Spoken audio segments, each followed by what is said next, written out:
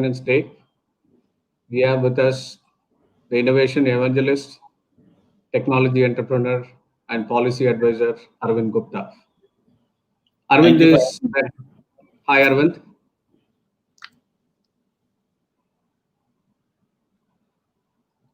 Arvind is the head and co-founder of Digital India Foundation, a policy think tank working in areas of digital inclusion, smart cities, internet governance, data privacy, and cybersecurity, and electronics manufacturing. He's also a professor at IIT BHU, teaching data and digital economy. Welcome, Arvind. It's an absolute honor and pleasure to have you on CXO Science today. Thanks again. Thanks, Saint and Karthik, for having me on this momentous occasion of the eve of India's Independence Day. Thanks, Arvind. Let's talk about our topic, which is digitally Atmanirbhar. So let's try to understand digital and Atmanirbhar now. Digital India was launched by Government of India through MeitY in 2015. The core vision of this initiative covers digital infrastructure, governance, and services on demand, and empowerment of citizens. It's also estimated that India's digital economy has the potential to become a $1 trillion ecosystem by 2025.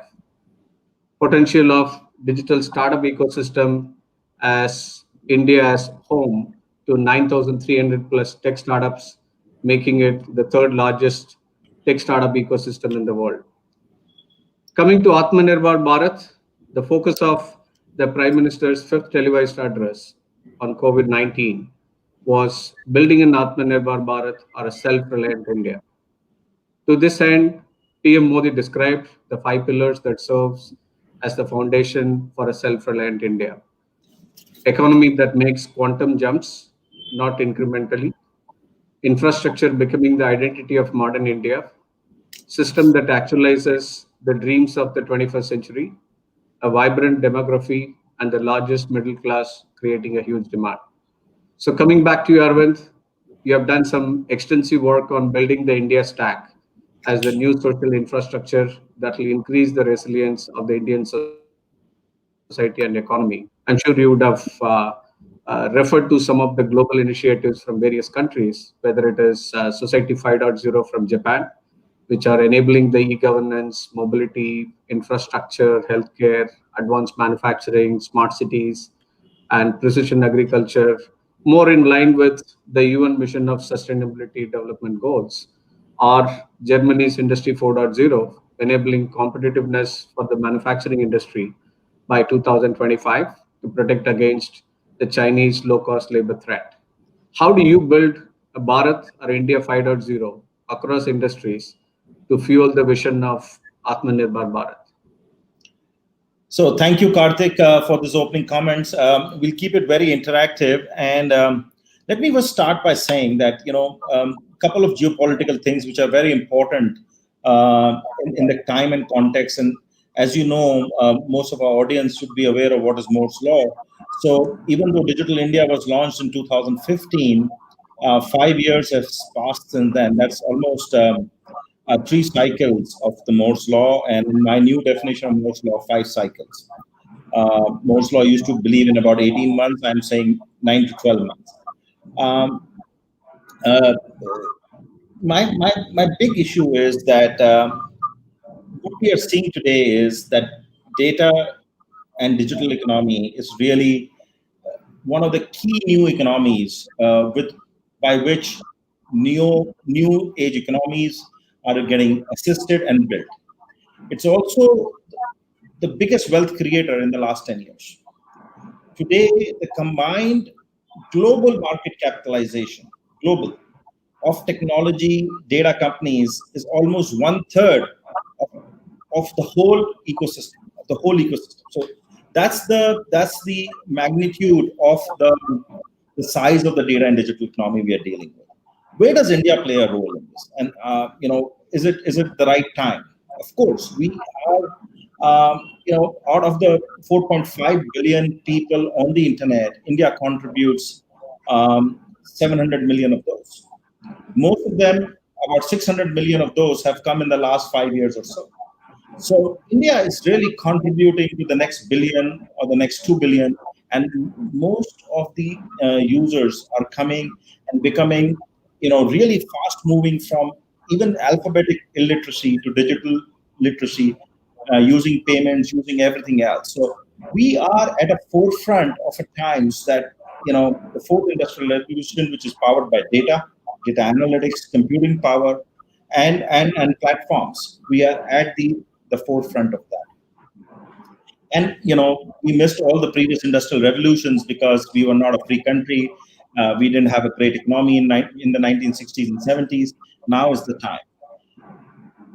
In this context, India has taken remarkable leaps.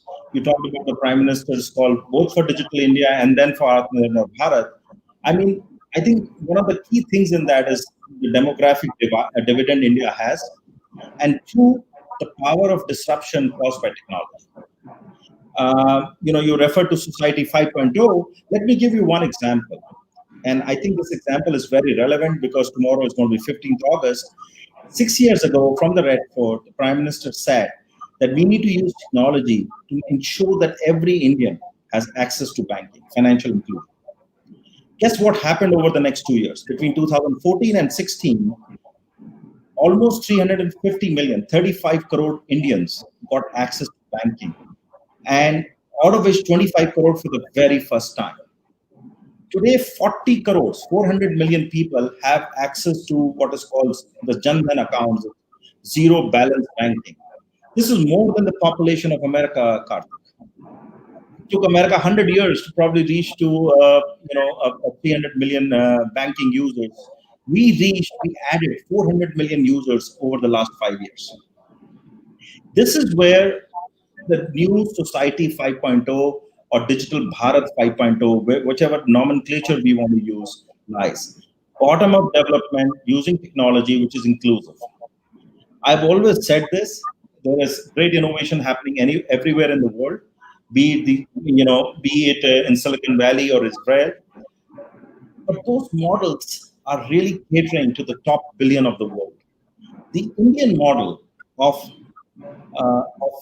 platforms being a public good, like India's tech, really are building for the next 6 billion of this planet. And bottom up, not top down. So, which are supported in local languages, have offline presence. So all our transactions can be done on a plain, simple mobile. A lot of authentication can be done. They are in assisted modes. Some of the platforms are available in 18 different languages. And just for the audience, I know there's some international audience also. India has this part of the India stack is a disruptive technology or a platform called the UPI, Unified Payments Interface. Processed 1.4 billion transactions, plus maybe even more than 1.45 billion transactions in the month of July. It can work on a non-internet enabled smart regular mobile phone, the 500 rupee phone, the $8 smartphone, non-smartphone. You can actually transact securely in your own language in a non-smartphone. Our technology that we have built in India, as I said, is very inclusive. Make sure that everybody can use. Till the time the next of the 500 million, 550 million in India who don't have access to smartphone get access, we're ensuring everybody is part of the digital empowerment and the digital economy. I want to leave two or three more thoughts in the Atmanirbhar side. Now, when we are seeing data as data and digital being the biggest growth sectors, and also being part of this new geopolitical skirmishes and new geopolitics. I think new geopolitics has cyber and data built into it, and no discussion goes without e-commerce and data discussions and security discussions. In this, it's very, very important that India looks as its startups to its innovators to solve some of the big pressing problems, and with like-minded democracies as partners. And we really let this entrepreneurial energy grow and create a level playing field for innovators in India, startups in India. I think startups in India will be one of the key pillars of growth in this Atmanirbhar Bharat of the next decade, and achieving the overall goal of the 5 trillion economy and $1 trillion digital economy. Sure. Thanks, Aravind. Very staggering statistics, what you covered. 400 million bank accounts in 2 years and 5 billion transactions in the month of July 2020. I think these are all really staggering statistics. I'll come back on a couple of pointers that you talked about, the startups and the impact that they can create on our economy. And I'm just going back on something you talked about, whether it is about digital payment or financial inclusion or e-governance identity. I think all this being covered through the India stack. Do you think it is something which is extensible to healthcare, to advanced manufacturing, to smart cities and education? What is your sense of creating an India stack or Bharat stack across various other vertical domains? Absolutely wonderful, Karthik. I think you're going to hear in the next few days a lot, definitely in the area of health, and how the national health stack, which is already in the works, will be built out and be made available to everybody. India, as you know, has actually a digital health insurance called Ayushman Bharat. It's digital, it's portable, it's an identity platform, and it's available to every citizen of India who is entitled to that. So yes, to answer your question, we can foresee a health stack coming up very shortly on the same lines as India stack. It's already in the works.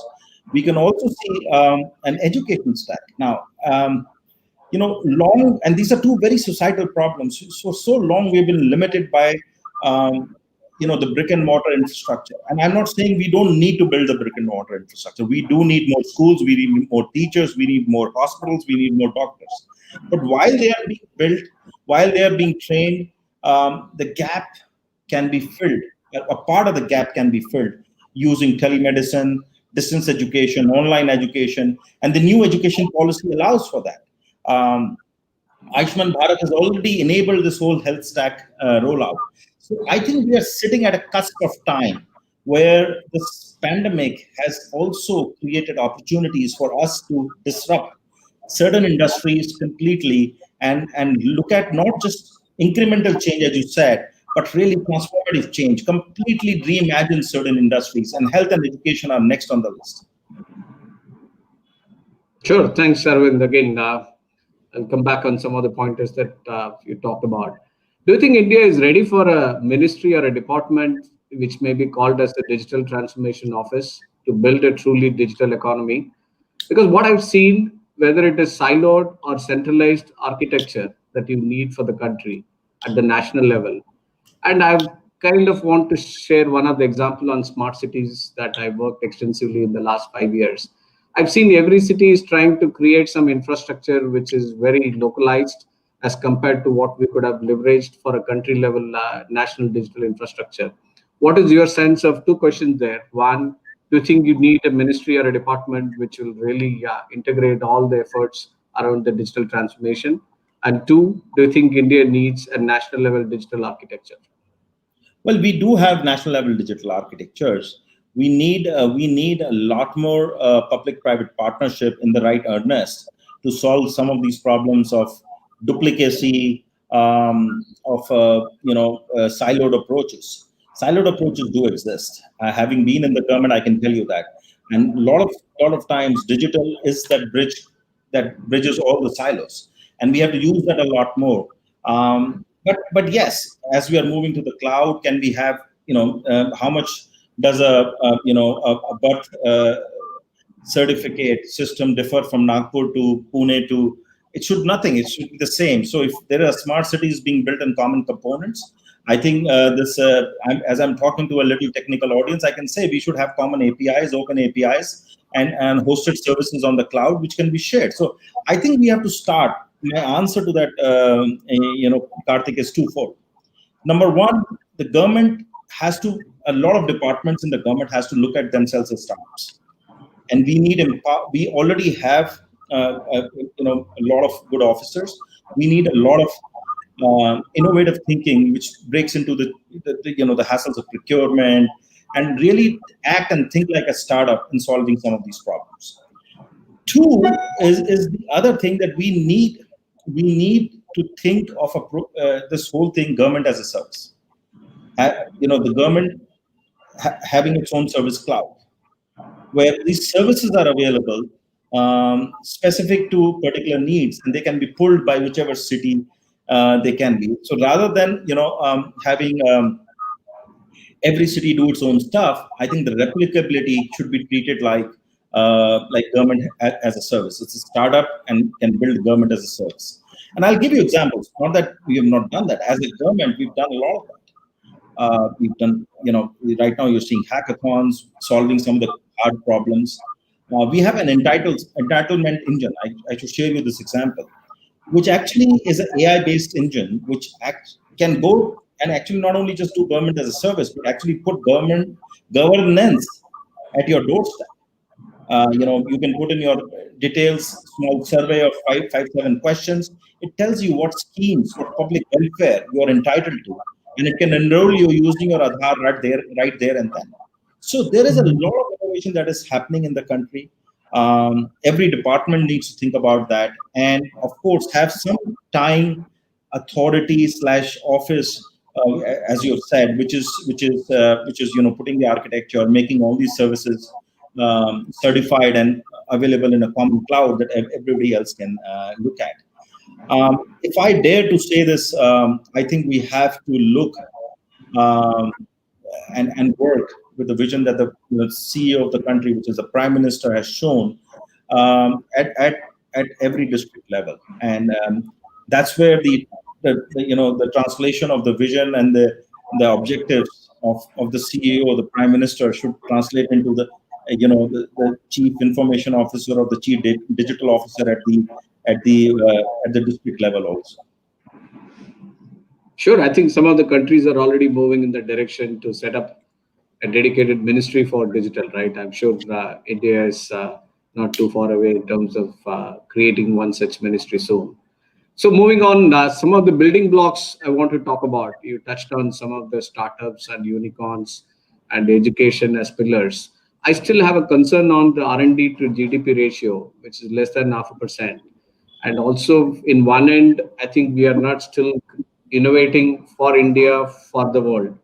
On the other end, we do see probably the recent survey from Bloomberg Quint report on 5th August. It says about 61 unicorns, which are founded by Indian entrepreneurs, are headquartered outside of India. And what can be done to change the scenario? And we also have heard or we have seen some of the extremely prolific Indians leading some of the world's biggest tech companies, whether it is Microsoft or Google or Adobe or Micron. And what is that we can really do to really create probably 100 unicorns coming from India and headquartered out of India? Well, number one, Karthik, in India it says "Muh mein ghee shakkar," right? That's what is said in Hindi. And I think we will get 100 unicorns and maybe more. Headquartered in India, solving Indian problems, but going global from India. I have no doubt. We've already got 20 plus doing that. That number is only going to increase. Now, for various investment reasons, tax reasons, people have chosen, their headquarters outside. But I think slowly, where they're realizing India is a market, India is a place to be, and a lot of people will move to India. And nobody denies that. Apart from solving the innovation problem and the market problem, India is also has been traditionally a tough place to operate in. We have moved from the 140s in ease of doing business to mid 60s now. Is that where we want to be? No, we want to be in the top 30, 40 countries in that list. So there is a way to go, but as we are doing there, I think some of the problems are getting eased, and as some get eased, entrepreneurs are also helping solve those problems of ease of doing business. I want to give you my personal example. I started a startup when startups were not cool, and in India. And my dad said something to me. He's no more. He said something to me that son, if you can drive in Delhi a car, you can drive anywhere in the world. And that was my lesson in startups. That if you can do and succeed at a startup, small or big in India, is you're ready for the world. So, and you take that lessons for innovate for the world, what you're saying, create in India for the world. I think that lesson still applies. We have complexity of problems, and once we know how to solve them and become accustomed to solving them, I think the rest of the world becomes much easier to operate in. And that's what true entrepreneurs are made of. And there are issues moving on from the complexities to the opportunities. You see today the frugal nature of Indian entrepreneurship, the bit sizing of transactions is something that the whole world wants to embrace. You're talking about the public stack. I mean, Paytms and the Google Pays and the Facebooks. They all operate over the UPI stack. The whole world wants to embrace that approach, either the Indian technology or the same approach. So, and the second thing the world has really looked up to India is its own identity platform, the Aadhaar platform, and how it is being used by the government as DBT, the direct cash transfer and direct benefits transfer. We've done extensive research on that, and it is something that has really helped India. We've done almost 6-7 lakh crore rupees worth of transactions on that platform, $80 billion plus. And in the first 2 years of DBT implementation, the government has saved, by removing fakes, duplicates, pilferage, and leakages in the system, $20 billion. What has it costed us to build the Aadhaar and UPI, the JAM Trinity, as it's called, Jan Dhan Aadhaar Mobile Trinity? $2 billion. So we've invested $2 billion, we've saved $20 billion. Apart from disrupting financial industries and creating so many startups. So it is a no-brainer. It is a no-brainer. And every government appreciates it. And this is an innovation that our entrepreneurs are taking across the world and will continue to do so. Sure. I also want to bring out at this point of time the role of engineering and R&D companies or tech companies which has set up Indian operations played as part of building our tech startups or innovating for the world. And just to quote some statistic, Arvind, and these companies are generating about 6,000 patents every year, and they help in running probably 30% of the global products are designed out of India, including some of the companies designing their 5G stack out of India. And they've designed some of the commercial aircrafts out of India. The aircraft engines are being designed out of India. And the 1,600 MNC R&D centers are really playing a very important role in helping us to innovate for the world. Now, if that starts playing into innovate for India, it's going to be an exponential opportunity. Yeah, Karthik, I think as we have already discussed this, we have the right people. We were solving problems for the world, but that. We have, global leaders have at least 3 or 4, tech trillion companies, $500 billion companies, $200, $300 billion companies have Indian origin CEOs. The point I'm trying to make is now we are actually solving problems because of those R&D capabilities, those engineering capabilities. We created mindset and a lot of mentors around, and those same people are going out and solving some of the hard problems of India. And I think we need to look at those solutions being implemented in India in local languages, in voice keyboards, and going and solving those problems, whether it's connectivity or 5G or all the layers from the network to the firmware to the operating system, hardware, of course, and the applications level. So why not? And I think we are solving one by one. Some of it is happening in parallel. A lot more needs to be done. The 5G announcement by one of the biggest Indian platform is a very, very welcome announcement. And I think we are going to see a new world order in which in 5G, India will play a very, very influential role. Sure. And taking a cue from your very first entrepreneurial venture back in 89, 90, and when you're still in college and started a career counseling service, I'm just curious to learn what does it take to really be Atmanirbhar, and what are the learnings for the modern enterprise when we get to Society 5.0, or how do you really suggest the enterprises can become agile and really start emulating some model enterprise practices? See, I think we all have become. At least I speak for myself. The energy of an entrepreneur is also to recognize what is working and what is not. And sometimes, I teach as a professor. Sometimes we are too early to market, and for that you require a lot more money to solve that problem. But you have to be persistent. In this Atmanirbhar campaign, I can tell you that we basically need to look at how India is really growing and where are the new opportunities. I'll give you one example. Over the last 5 months of this COVID pandemic, about 50 million migrants moved from big cities to smaller cities. They were all digital natives. They were all using digital technologies. Suddenly, they have all these smartphones. They're sitting in their villages doing some work, doing self-entrepreneurship or micro-entrepreneurship. They are creating a small ecosystem. How can we use them?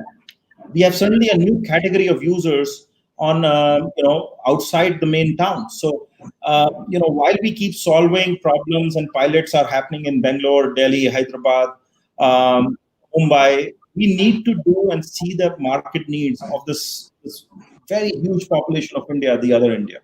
And I think we're already seeing a lot of good trends in that. E-commerce companies are telling us that the markets they're seeing a lot of transactions happening from this market outside the metros, the big metros and the big 20 cities of India. So there is a lot of learning in knowing your market very well. And I think that's the key, that knowing our market, knowing the market of India. There is no one India. And somebody asked me this question, I'll tell you, the only biggest commonality in India is that we have the same constitution, rule of law, same demographics. But at the end of the day, there's so many different languages. There are different cultures. Our cuisines differ, and our buying patterns differ. So how do we address this multitudes of and each of them is equivalent to a small nation, right? I mean, each of this market is equivalent to a small nation market. So how do we solve those problems? How do we go to the northeast part of India? How do we go to Jammu Kashmir and solve some problems there of tourism maybe? And those are real economic issues there. So I think we have to marry the real societal problems, knowing those problems ground up, their paying capacity, and then technology. And that's where we see Atmanirbhar Bharat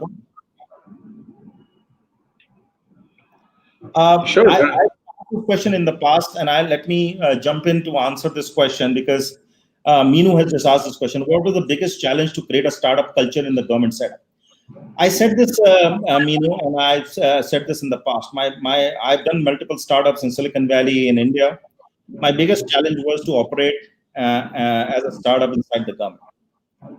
And once you can do that, you can surmount any challenges because it is reflective of our procurement policies, our old laws, our culture, which is always under process reengineering, according to me. And to bring an external shock to the system, shatters the system very, very fast. So I think it has been a life-altering experience, shaking up, kind of incubating a startup inside the government. But let me tell you, once empowered, the same set of people deliver. They deliver and they deliver. And it's a question of empowerment, the right vision, and working as a startup, as a team. And the amount of hierarchies we have in the government, removing those hierarchies and really working as a flat organization. So, my lesson was we basically had 3 levels of hierarchy. That's it. In fact, mostly it was 2, but we had very agile methodologies. We had a 5-minute meetup in the morning, and people were very surprised at new kind of work culture. But once they got used to it, it produced results. And I've always believed in outcome-based approach rather than hours-based approach. So we moved to that, and all those had very, very rewarding outcomes.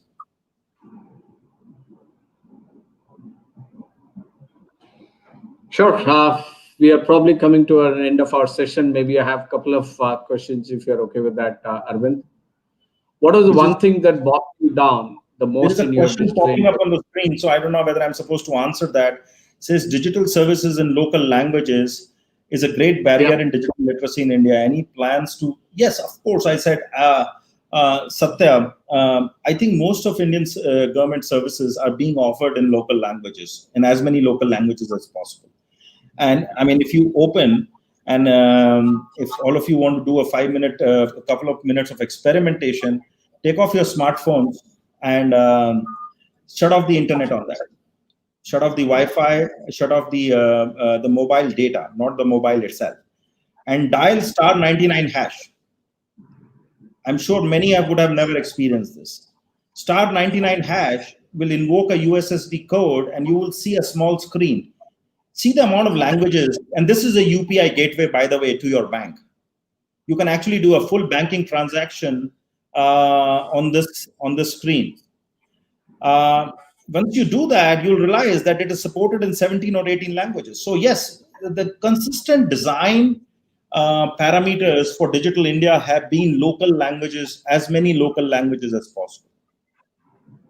And we believe that because of local languages, the uptake always is high.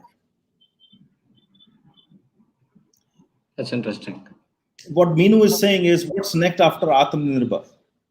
Well, I think it's sell to the world. Solve for India, sell to the world. Make yourself self-reliant, and once you're self-reliant, then the world is your market. And I think that should be the case, because India has many advantages to itself. Governments across the world, countries across the world trust India.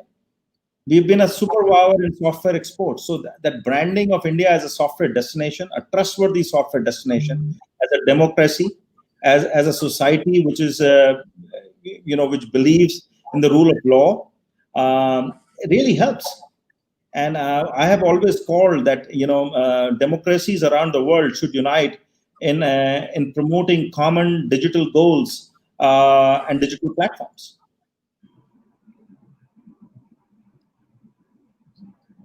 Yeah. So Arvind, a couple of questions before we wrap this session. On the most in your Digital India journey? I think it's very hard to say what is one thing that has bogged us down. My only thing has been that I think we need a lot of young and bright minds working and solving these problems for India within the government also, because as officers inside the government who become senior, we also lose the edge on the latest technology, on latest innovations. We have the experience on what is implementable and not. So we need to marry the two of what is possible in India, what is possible within the current structures, maybe break certain structures, rules and regulations, and but what is the innovation, what is the tech out there. So I think that gap needs to be filled with people coming and doing sabbaticals or spending 2 years inside the government. We've got a lot of lateral entry officers, but they're solving problems of each ministry. They've got 9 or 10 ministries has got one joint secretary level officer.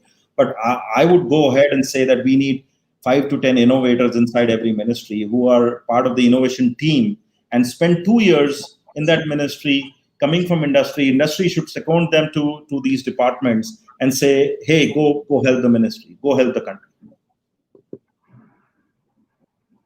Sure. And the next question was on what are the top 4 or 5 success factors which are critical to building self-reliant India?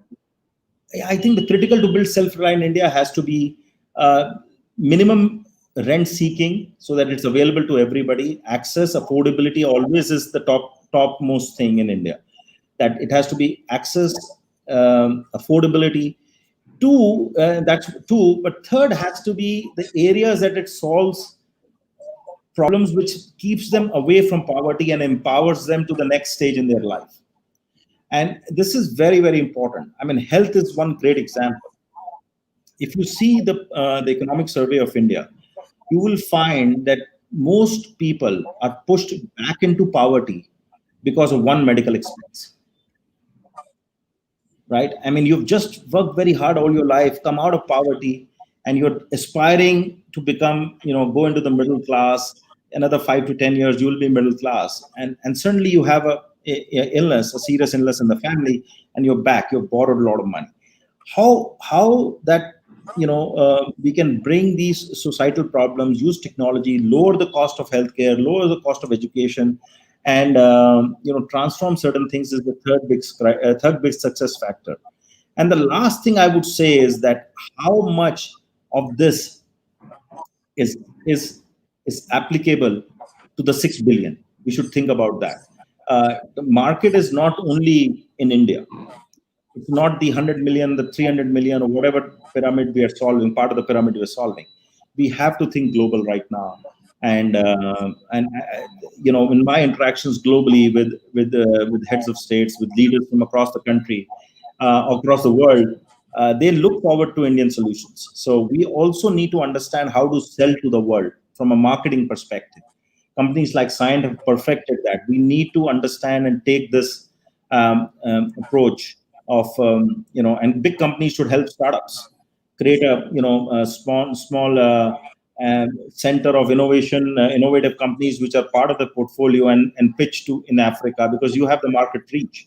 So there is a lot of things that we need to get going together in an ecosystem.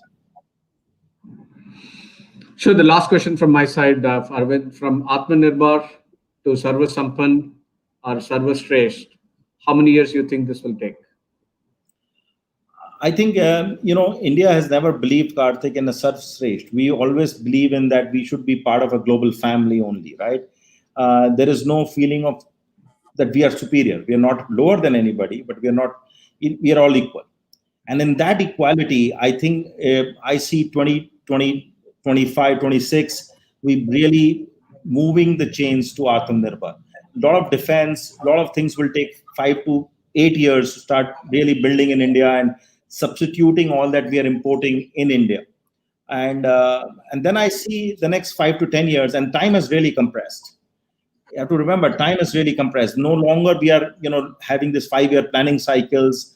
I think 5 years is too long. So what I'm saying is next 4 to 5 years, 2025, 2026, we are looking at almost a good, in a lot of technologies, a lot of areas where we have, and the highest import bill after oil today we have is electronics. So in defense and electronics, I'm seeing 5 to 6 year window in Atmanirbhar. A lot of progress on Atmanirbhar. And Atmanirbhar does not mean that the whole supply chain comes to India only. I mean, there's a lot of value add that happens in India.